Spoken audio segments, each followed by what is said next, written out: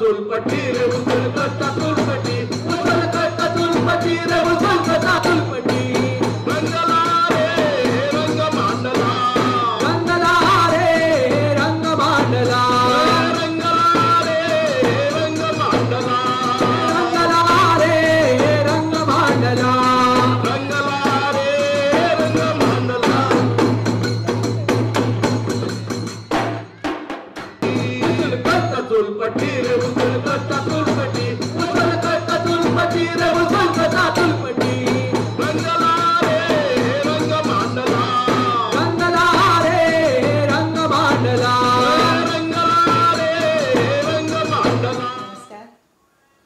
डिचोली तालुक्यातील कोठंबी हा गाव हिरव्यागार भातशेतीने बहरलेला, हा निसर्ग सगळ्यांनाच खुणावणारा आणि ह्या सभोवतालामध्येच वेढून असलेलं हिरव्या कोंदणातील चंद्रेश्वराचं मंदिर आणि याच मंदिराच्या परिसरामध्ये ज्यांचं बालपण गेले ते म्हणजेच दशरथ परब सर. तर त्यांच्याशी एक कवी म्हणून आज आपण संवाद साधूया. तर या ठिकाणी माझ्याबरोबर उपस्थित आहेत दशरथ परब सर. नमस्कार सर. नमस्कार. खरं तर कविता जी आहे ती कविता प्रत्येक अंतःकरणामध्ये नेहमीच फुलत असते. संपूर्ण गोमंतकीय आज तुम्हाला एक अष्टपैलू व्यक्तिमत्व म्हणूनच ओळखत आहे आणि या पार्श्वभूमीवरती अगदी खूप उशिरानं तुम्ही तुमचा कविता संग्रह प्रकाशित केलेला आहे. आणि हा कविता संग्रह म्हणजे तुम्ही त्या मनोगतामध्येच लिहिलेला आहे की बालपणापासून शाळेत जातानाच कविता मला शीळ घालायची, कविता माझा श्वास आहे. मग तुमची ही जी आतील शीळ आहे, कविता तुमचा श्वास आहे, त्या कवितेविषयी थोडक्यात तुम्ही आम्हाला सांगा. मी शाळेत जाताना म्हणजे सावेरेला जाताना आणि तो परिसर, सगळा परिसर, नंतर ओढीतून पुन्हा ती ओढीतून नदी क्रॉस करून आम्ही सावेरेला जात होतो. आणि तिथं सावेरेला जात असताना येत असताना सभोवतालचा जो परिसर होता तो अतिशय विलक्षण आणि कवितेला तिथंच म्हणजे माझ्या कवितेची सुरुवात ही तिथंच झाली. दोन्ही बाजूला नदीच्या काठी ताठ असे उंच माड. बाकीबाबांची ती कविता माहीत आहे तुला नाही की ताठ मान मी उभा नभास नित्य वाहुनी, ही कविता. आणि ती कविता आम्हाला त्यावेळी 9वीत की 10वीत मी शिकलो होतो. आणि तिथूनच पुढं मला या कवितेची ओढ लागली. कविता लिहावी, कविता ओठातून मनातून माझ्या रुजून होती. अलीकडे म्हणजे स्वप्न फुलांचे निळे चांदणे हा जो तुमचा कविता संग्रह आहे तो कविता संग्रह प्रकाशित झाला. म्हणजे कविता तुमच्या अंतःकरणातच होती, म्हणजे संपूर्ण आयुष्य त्या कवितेने तुम्हाला सोबत केली.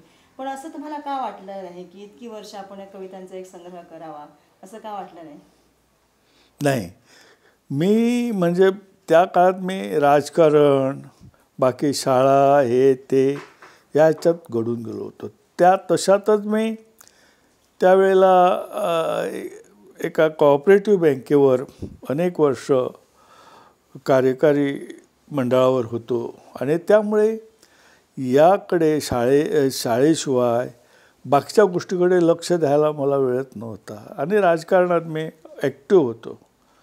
त्या काळात मी निवडणूकसुद्धा लढवली आणि मी आमदार मंत्री वगैरे झालोही असतो, परंतु पुन्हा कुणाला पाया पडायचं नाही म्हणून ते सगळं सोडलं आणि माझी शाळा आणि आता पुन्हा या कवितेकडे वळलो.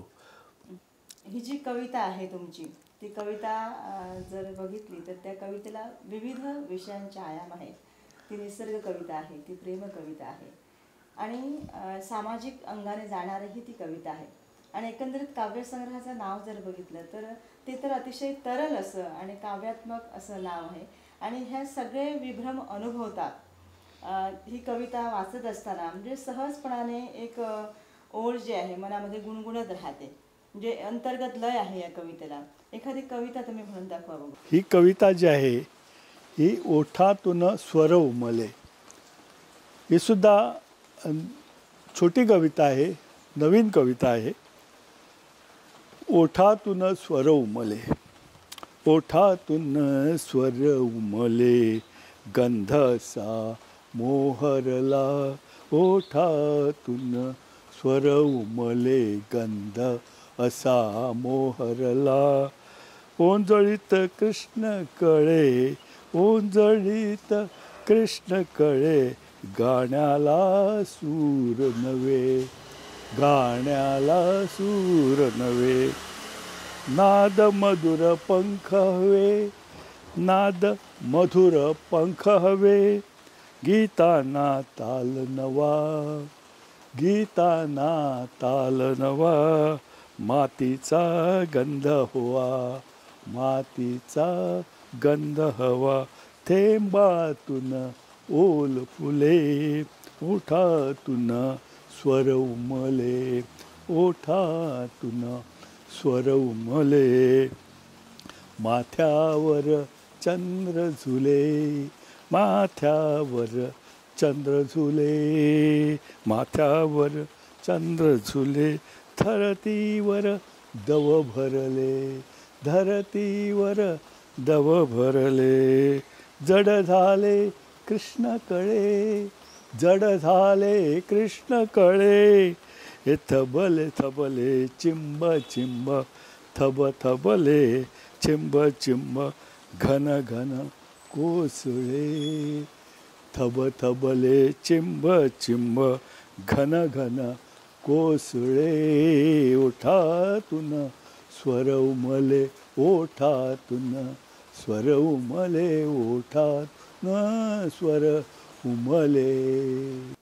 वा, सुंदर. सुगंध इथे कोणी पेरिले, अन स्वप्नांचे गाव वसविले.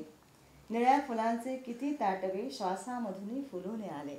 हे तुमच्या कवितांच्या ओळी आहेत. म्हणजे कविता वाचत असताना एक अंतर्गत लय त्या कवितांना आहे आणि त्या कवितांची गीतही झालेले आहे. तुमचं एक अल्बमही प्रकाशित झालेलं आहे. मग हे जे कवितांचं गाणं होणं, त्याची प्रक्रिया जरा आम्हाला सांगा. नाही, कवितेचं गाणं होणं म्हणजे मला नाही समजत.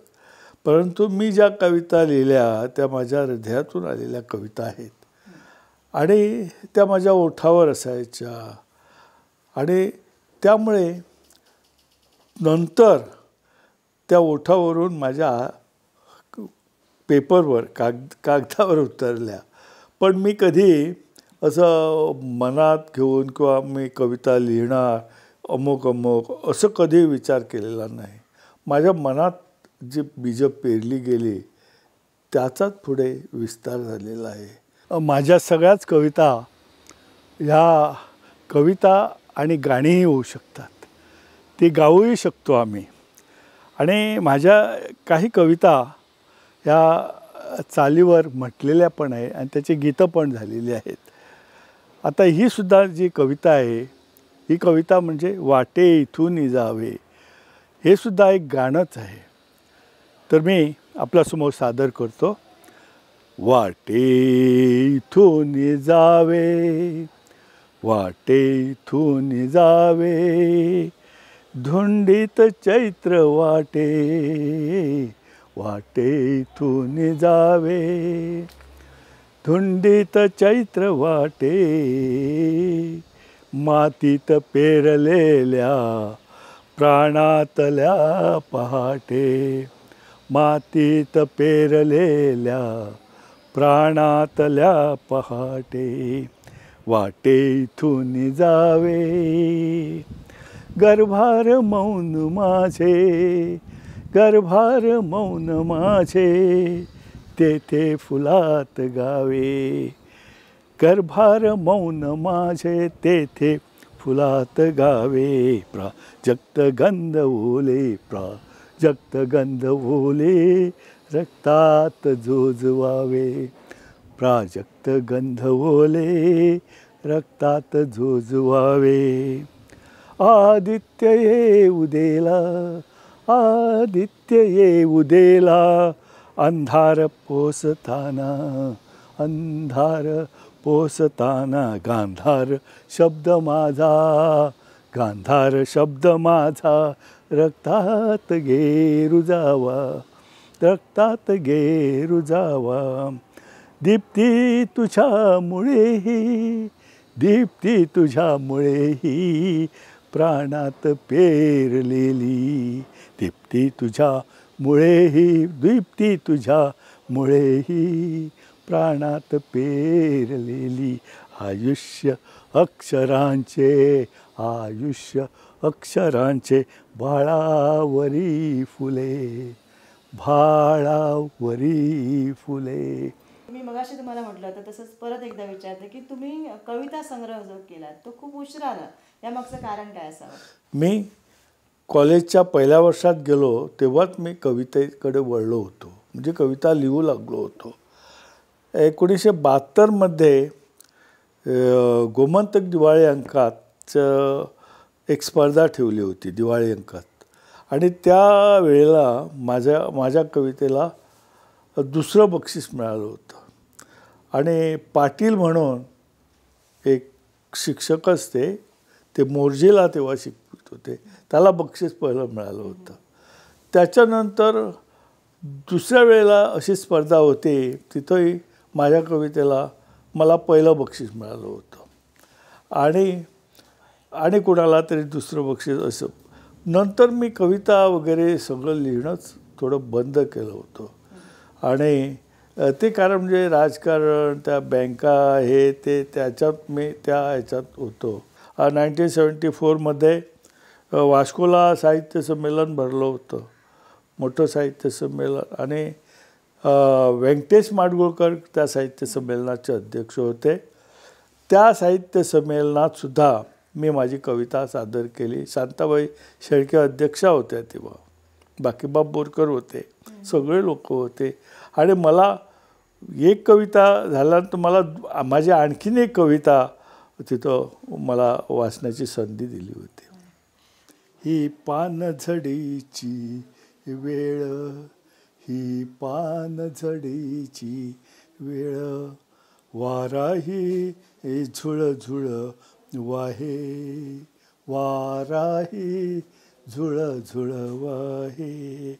संन्यस्त वडाच्या खाली, संन्यस्त वडाच्या खाली पाचोळा दाटून आहे, पाचोळा दाटून आहे.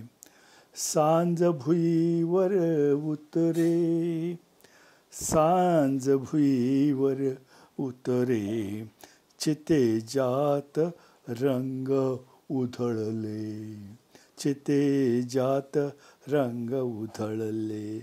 शेतांचे माथे पिवळे वाऱ्यावर झुलू लागले, शेतांचे माथे पिवळे वाऱ्यावर झुलू लागले. दारात दिवा लावला, दारात दिवा लावला, वळू लागले पाय, वळू लागले पाय. वळचणीत आडोशाला, ओ वळचणीत आडोशाला, गोठ्यात हंबरे गाय, वळचणीत आडोशाला, गोठ्यात हंबरे गाय. मी कवी संमेलनात वगैरे जायचो, आणि जिथं आता मडगावला अनेक कवी संमेलनं वगैरे होत होती, आणि आमचे Somnath Kumar Pant sir, Naresh Kavadi sir, doctor Wader sir, यांच्याकडे माझे अतिशय जवळचे संबंध. मग आपले मनोहरराय सरदेसाई, त्यांची कविता माझ्या तोंडावर असायची. मनोहरराय सर कोकणी कविता, अतिशय छान कविता. तर तो वेळ म्हणजे तो वेळच असा होता. तुमचं असं प्रेरणास्थान कोणतं काव्यक्षेत्रातील? बाकीबाबांची माझी अतिशय, मला त्यांच्या कविता म्हणा किंवा बाकीबाबांचा आणि माझा स्नेहही होता. बाकीबाबांच्याकडे अनेकदा मी जायचो.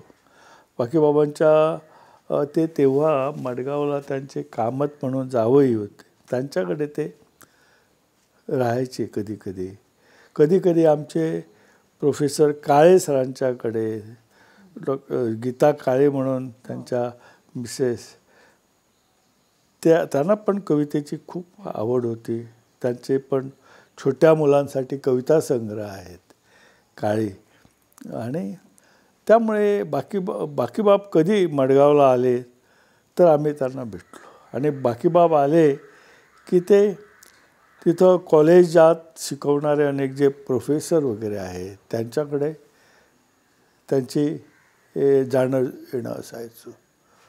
आणि आम्ही बाकीबाबांना भेटलो, अनेकदा भेटलो. त्यांच्या घरीसुद्धा जाऊन, म्हणजे बोरीला त्यांचा माझा फोटो बाकीबाबाबरोबर त्यावेळी एक इथं आपल्या नागेशला एक मोठं असं संमेलन भरवलं होतं. 3 दिवसांचं संमेलन नाही तर महाराष्ट्रातले विद्वान असे लेखक कवी वगैरे आले होते. त्यात बाकीबाबाही होते. आणि गोव्यातले 10 कवी, 10 लेखक त्यावेळचे, म्हणजे बडिंग रायटर्स, पोएट्स, त्याच्यासाठी ते एक व्यासपीठ तयार केलं होतं. त्यात माझ्याबरोबरचे अनेक जण, आपले अनिल सामंत सर किंवा अनेक लोक त्यावेळी तिथं होती. आणि त्या गोष्टी सगळ्या मला आठवतात. आताची जी कविता म्हणजे हे आकाश गाणं आहे. आकाश कसं असतं आता, की आकाश ढगाने व्यापलेलं असतं आणि ढगातून ढग जसे काळे, काही ठिकाणी असे विखुरल्यासारखे असतात आणि नंतर पाऊस येतो. तसे आकाश गाणे, आकाशाचे गाणे, हे कवितेचं नावसुद्धा आकाश गाणे. निळे आकाश गाणे, हे निळे आकाश गाणे, हे निळे आकाश गाणे, चैत्र वाटे थांबले. हे निळे आकाश गाणे, चैत्र वाटे थांबले. अंगणी छाया सुखाची, क्षितिज मागे रंगले. अंगणी छाया सुखाची, क्षितिज मागे रंगले. सांडली खाली फुलेही, सांडली खाली फुलेही, वेचताये हा कशी, वेचताये हा कशी. श्वास कोठे सैल होता, श्वास कोठे सैल होता, मोरराणी पांगले. श्वास कोठे सैल होता, मोरराणी पांगले. झाडी मागे लपलेली, झाडी मागे लपलेली, कोर चंद्राची दिसे. झाडी मागे लपलेली, कोर चंद्राची दिसे. मोकळे मैदान सारे, चुंबू लागे चांदणे. मोकळे मैदान सारे, चुंबू लागे चांदणे. हे निळे आकाश गाणे, हे निळे आकाश गाणे, चैत्र वाटे थांबले. ती मोकळीच येते निळ्या तळ्यात दुंबते, ती मोकळीच येते निळ्या तळ्यात दुंबते. तळ्याच्या काठाला अस्वस्थ चुळबुळ होते, तळ्याच्या काठाला अस्वस्थ चुळबुळ होते. आता पाठशी दिसते मान उजव्या दिशेला, आता पाठशी दिसते मान उजव्या दिशेला. मोर उतरला खाली आणि फुलवी पिसारा, मोर उतरला खाली आणि फुलवी पिसारा. आता पाण्यातले मेघ अंग अंगाशी लगट, आता पाण्यातले मेघ अंग अंगाशी लगट. सारे आंबलेले अंग, मनी नाचे श्रीरंग, मनी नाचे श्रीरंग. खरं तर ही जी कविता आहे ती कविता त्या कवितेमध्ये मला आध्यात्मिक अनुभूती दिसते. याविषयी आम्हाला सांगा थोडं. आता मला ही कविता कधी मी लिहिली ते नेमकं मला आठवत नाही.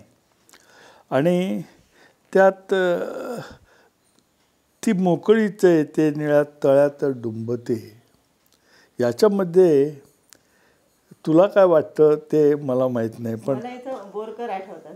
हां, ती मोकळीच आहे ते निळ्या तळ्यात डुंबते, तळ्याच्या काठाला अस्वस्थ चुळबुळ होते.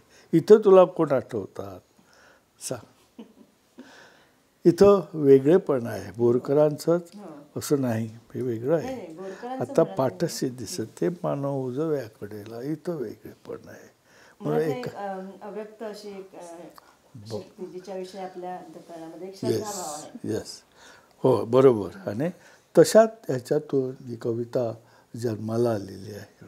प्रीती आणि भक्ती भावना याचं एक अद्वैत मला त्या कवितेमध्ये दिसतं.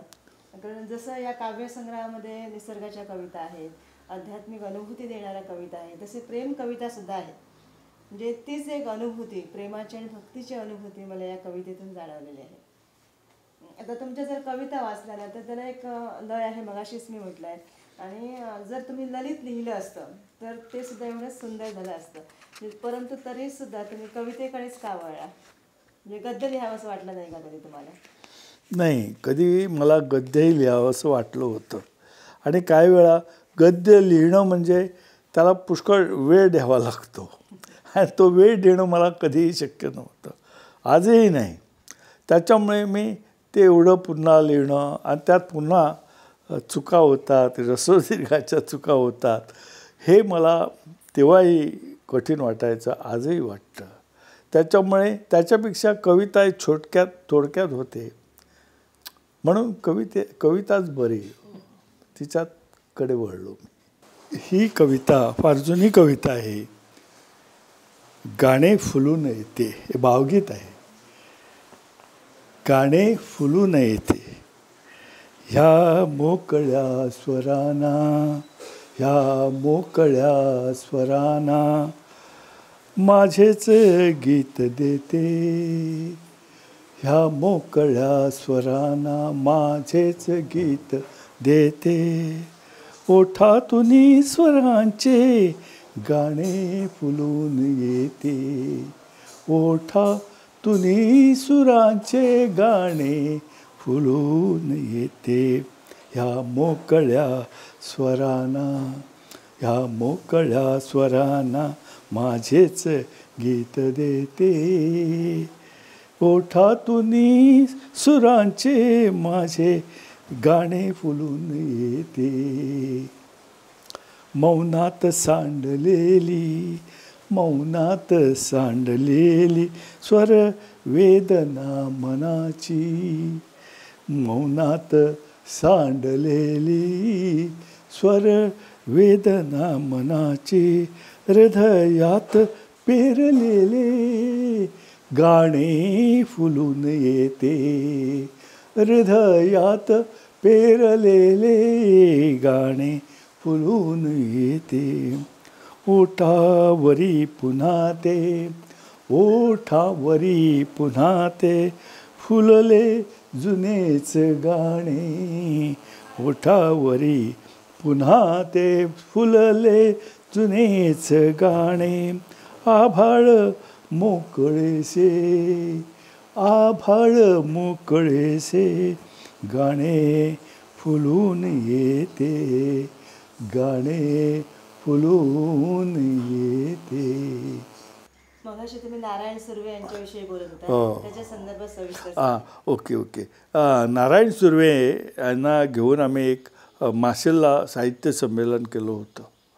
आणि त्याच्यानंतर आम्हाला डॉक्टर सुबोध केरकर हे चांगल्यापैकी चित्रकार, त्याने आम्हाला आमंत्रण दिलं होतं. म्हणून मी नारायण सुर्वेंना घेऊन सतीश सोनक आम्ही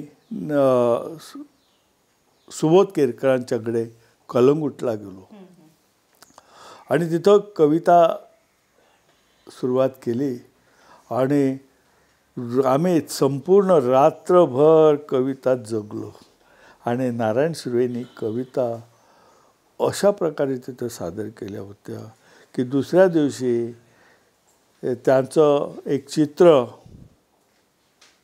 त्यावेळी तिथं याने काढलं आणि चित्र एक कविता संग्रह नारायण सुर्वे यांच्या कवितावर एक कुसुमाग्रजांच्या प्रस्तावना लाभलेलं एक कविता संग्रह आहे. त्या कविता संग्रहात हे चित्र मागं आहे. ते तिने काढलेलं आहे. ते कलंगूट लावा. मला ते आठवलं म्हणून सांगितलं. ओके. खूप वेगळी अशी आठवण तुमची. हो. पण कवी म्हणून मला जे भेटले त्याच्यात सांगतो मी तुम्हाला की मी शंकररामाणींना भेटलो, मी बाकीबाबांना अनेक वेळा भेटलो. त्याचप्रमाणे गजानन रायकर एक अतिशय गोवा माझा मांगल्यमय सौंदर्याची खाण, धन्य धन्य मी जिथे जन्मलो हा मजला अभिमान असं म्हणणारा कवी, इतकं मोठा. आणि तो पूर्वी आमदारही होता पुण्याचा, माहीत आहे तुला. आणि इतका माणूस तो. त्यांच्या आणि माझी अतिशय जवळीक होती, माझी मैत्री होती त्यांच्याबरोबर. असं अनेकदा त्यांच्या घरी म्हणजे कवी संमेलनं पण ते घडवून आणायचे. ते एक संगम नावाचं एक मासिक काढीत होते आणि त्यात सुद्धा मी माझ्या कविता अनेक चालवलं त्याने. असा श्रेष्ठ चांगला मोठ्या मनाचा माणूस असा गजानन रायकर. म्हणजे खूप मोठमोठ्या नावाला तुम्ही अतिशय जवळून ओळखता, परिचय आहे तुमचा त्यांच्याशी. आणि दुसरं म्हणजे तुम्ही कविता त्यांच्या बरोबरीनं जगलेला. आणि तुम्हाला एक सांगतो की आपले कवी वसंत बापट हे ते एक संमेलन ते नवोदितासाठी एक तर मार्गदर्शन झालं. त्यात वसंत बापट हे होते, विद्याधर पुंडलिक हे लेखक, कथालेखक तेही होते त्यावेळेला, बाकीबाब बोरकरही होते, आपले माधव गडकरीही होते. आणि त्यावेळेला तिथं सांगतो की माझी एक कविता सिंथिया नावाची कविता, हिच्यावर चर्चा झाली होती मंगेशीला, कळलं.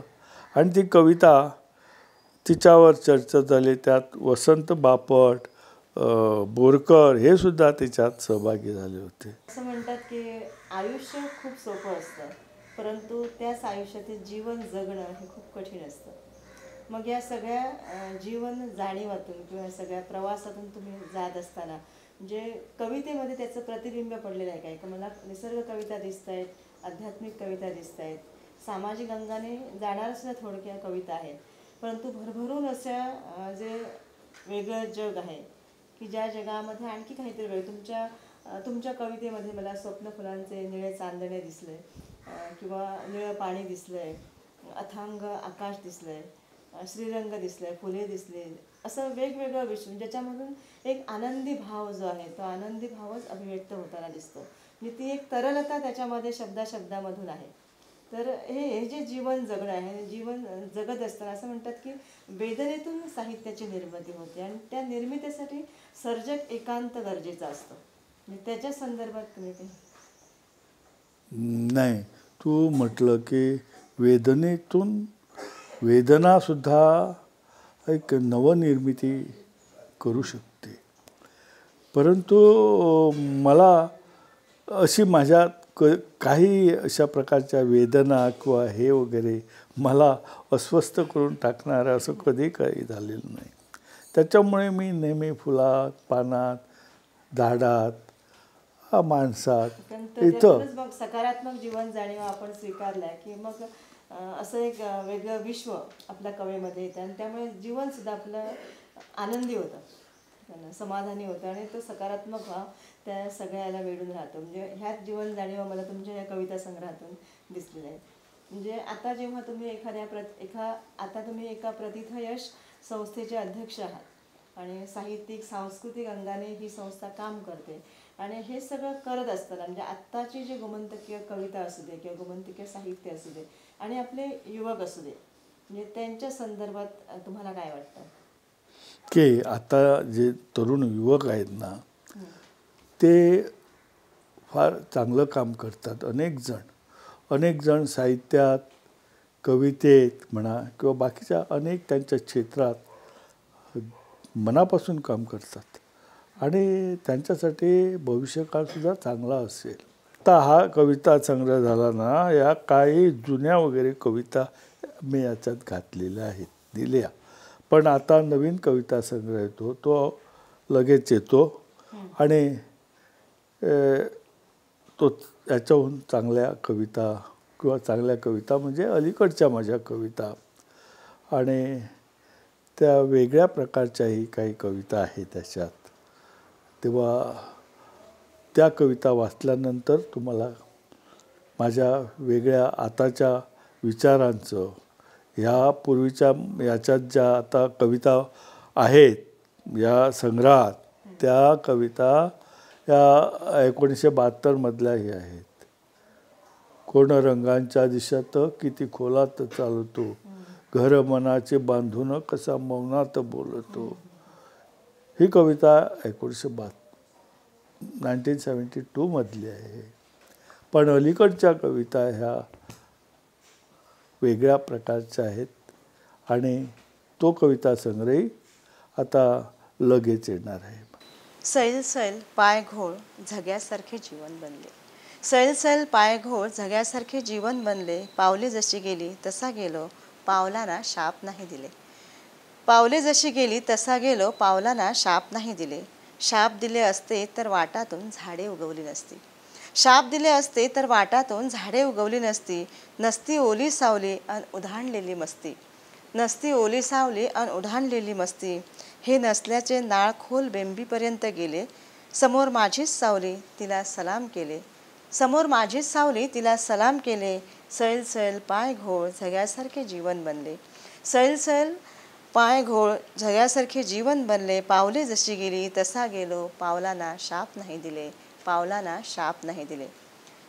अतिशय मोकळ्या मनाने आज तुम्ही तुमच्या कवितेची निर्मिती प्रक्रिया, कवितेच्या प्रवासात तुम्हाला जी जी व्यक्तिमत्व भेटली त्या व्यक्तिमत्वाविषयी तुम्ही आम्हाला सांगितलंच. खूप बरं वाटलं. तुम्ही या कवितेतून जसं तुमचं मत अभिव्यक्त केलं त्याच पद्धतीनं तुमची पावले जशी गेली त्याच तऱ्हेने तुम्ही वाट काढत गेला. आयुष्याला कधी दूषणं दिले नाहीत. दुःखाचे, वेदनेचे अनेक प्रसंग आले असतील जीवनामध्ये, नाही असं नाही, पण तरीसुद्धा त्या सगळ्या वेदनांचे, त्या सगळ्या यातनांचे तुम्ही सुंदर चांदण्यांची फुलं केलीत आणि या फुलामधूनच तुम्ही रसिक वाचकांनासुद्धा आनंद दिलात. खूप आठवणी आहेत तुमच्याकडे, खूप माणसं आहेत तुमच्या हृदयकुपीमध्ये. खरं तर त्या सगळ्यांना तुम्ही शब्द दिला पाहिजे. अजूनही वेळ गेलेली नाही. तुमचा दुसरा कविता संग्रह येतो आहे, तुमचा गाण्यांचा अल्बम झाला आहे, ही आमच्यासाठी खूप आनंदाची अनुभूती आहे. तुम्हाला खरंच मी मनपूर्वक वंदन करते आणि शुभेच्छाही देते. धन्यवाद. चुलपटी रे चुलपटी